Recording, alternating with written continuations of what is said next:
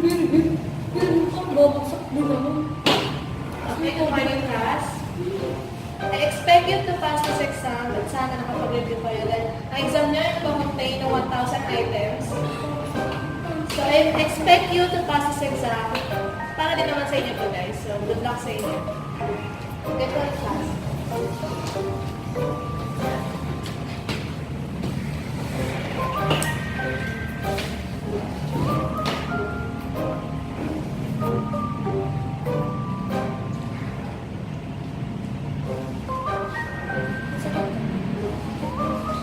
Damak na ito.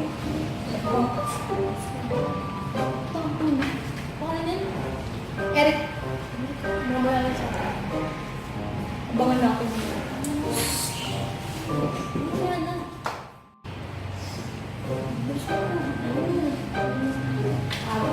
Sino nga? Eh. Sino? B. C.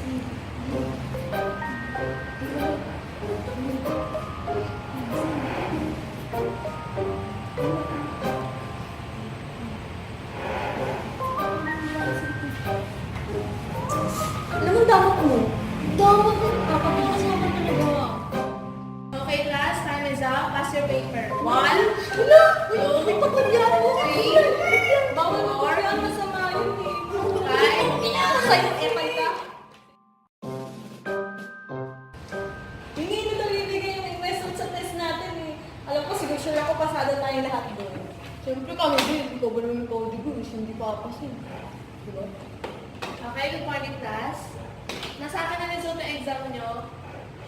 Medyo disappointed lang ako kasi may mga bumagsak pa din. At congratulations pa rin sa mga nakapasa. So, ang isa sa mga nakapasa natin, ang highest score natin is si Miss Espuerta. Congratulations. And yung pinaka-lowest score is Miss Sumayo and Miss Cablayan. Anong nangyari sa inyo?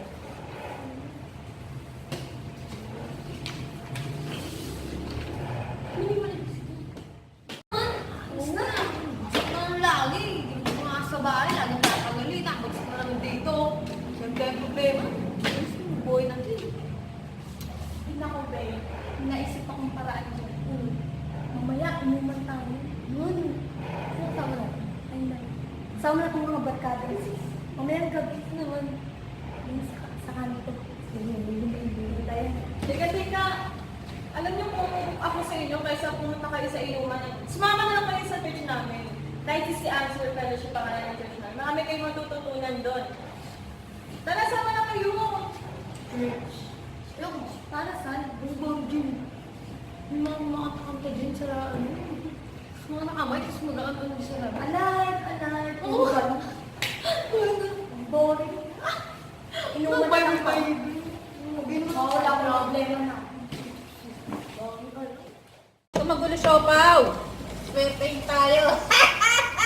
Swerte na ako. Mga pare-mare. Paano ba yan? Ang dami ng mga pera nyo. Tuloy-tuloy ng swerte ko nito. Mare. Pag nanalo ka naman, painom ka naman dyan. Kaya na yung painom pare. Mamaya na, baka mautot ang swerte natin. Alam mo naman, marami tayong mga kabuti.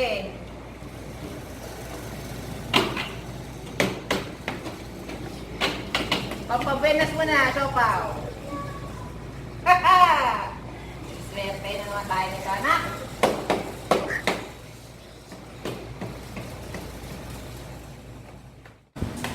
Ay! Ano ba? Mamaya na! Istorbo ka eh. Kung minamalas ako eh. Mamaya na! Alagaan mo na itong kapatid mo at minamalas ako! Yung nga! Nakastrop ako! Ay, Ano naman yan? kaya huwag na uulit pa. Kailangan ka matututo. Okay naman ako!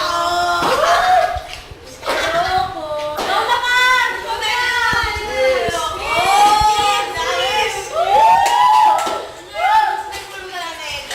Sana natin yan!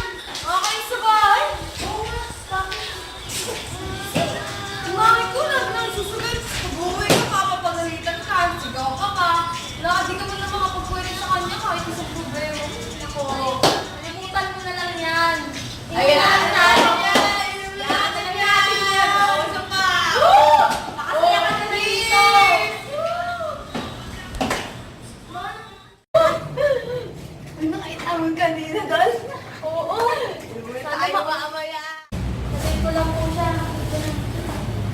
yung ganyan. Umuwi ka sa inyo. na.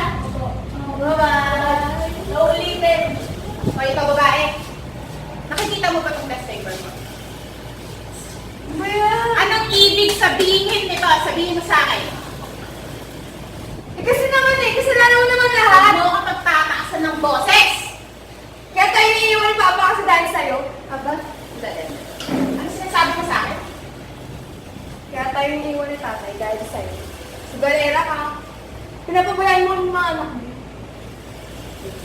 Matapos kong gawin ang lahat ng sakripisyo ko sa inyo, sasabihin mo sa akin yung ganyan? Anong gusto mong gawin ko? Magpakasaya kung ganito yung buhay natin? Wala kang kwenta ka na! Hindi kita pinagka para maging masasabi. Hindi ako nagpakahirap magtrabaho para sa inyo. Hindi mo alam sa sakripisyong ginawa ko para sa inyo. Yung iniwan tayo ng ama mo! Kala mo lang wala! Pero meron! Meron! Meron! Sorry. Kasi sa inyo. Nicole! Nicole! Kamusta ba? Bakit? Okay na kami ni Mama. Na naman?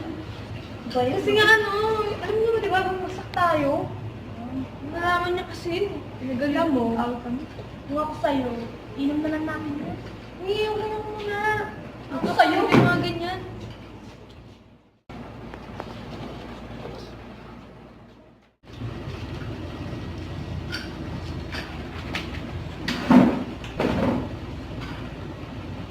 Uy, gusto ka na?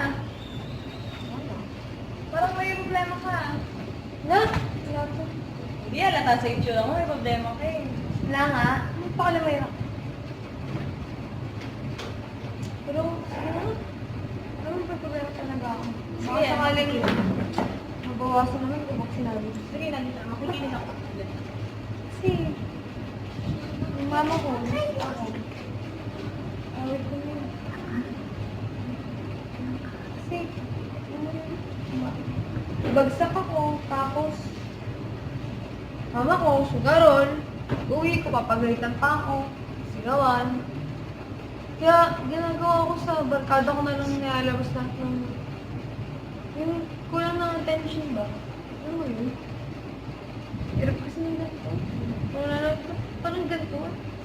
Wala bang Diyos? Para sana ako ng ganito yung buhay ko. Wala na akong tatay. Magulo pa yung pamilya ko, yung nanay ko. Diba? Pagod. Alam mo, Nicole, ano mo, maniwala ka sa hindi. Yung buhay ko ganyan din. Halos kami mga sa church namin, ganyan din yung buhay namin, may mga pinagdadaanan. Pero, kung ako sa'yo, huwag kang maniniwala mo ng Diyos.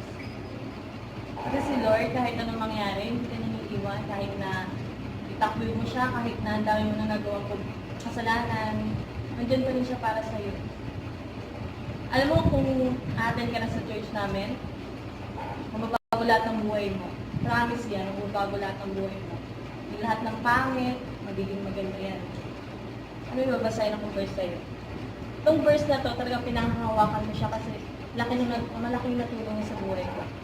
Sabi niya si Philippians 4:13, I can do all things through Christ who strengthens me, diba? Malit lang siya, konti lang yung ano niya, pero ang dami niyang meaning para sa akin, diba? Si Lord lang yung nag-iisa, siya lang yung nagpapalakas sa akin, siya lang yung lahat para sa akin. Kaya kung ako sa'yo, maniwala ka sa Kanya, huwag ka maniniwala walang Diyos. Sama ka na, attend ka sa church namin. Ano yung gesture? Diyan sa sita, Christ the Answer Fellowship. Yes, God. Ano yung marunong mo? Ano yung marunong skill? Attend ka, ha?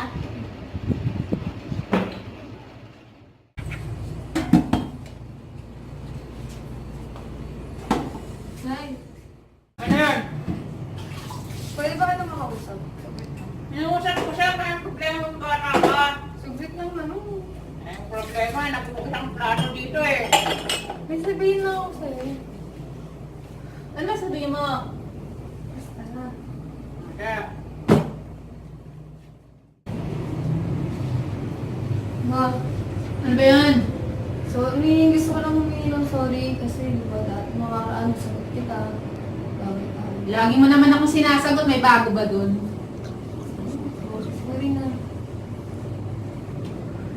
Alam mo ma'am, may nakilala ako kaibigan ko, si Erica. In-invite niya ako sa church niya na doon ko nalaman na si Jesus lang pala yung sagot sa mga problema natin.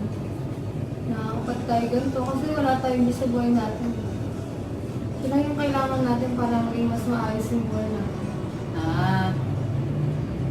Alam mo anak, aminado naman talaga rin ako na kasalanan ko rin. Nagkulang ako. Kasi simula nang iniwan tayo ng ama mo, parang naglibang-libang ako sa pagsusugal. Hindi ko alam na pababayaan ko na pala kayo. Kaya malaking pagkukulang ko sa inyo. Kaya mo na, nabago si mama sa inyo na. Promise ko yun. Bawat na. Tsaka na yung ano, sabi niya, minsan natin daw tayo sa church nila sa sit-up. Ano ba yun? Yung alive-alive? Hindi. Ano gagawin ko doon? Yung Crisis Dancer Fellowship, doon mag-worship tayo. Marami ka rin makikilala doon kapwa mo nanay, mga ka-women's mo. Parang na-allergy yata ako sa ganyan, ano? Hindi yan, Nay. Baka po, Lord, maali ka sa kanila. Sige. Basta huwag mo akong iwan sa area. Tayo ng dalawa doon. Ito naman, Nay.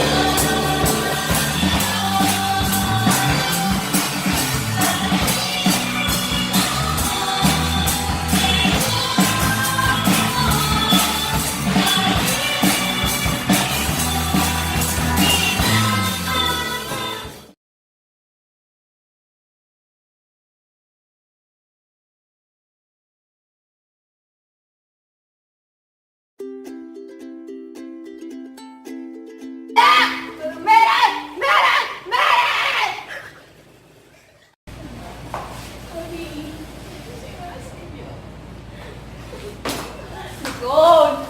Phone! Ano ba ang problema mo? Saan ba yung camera?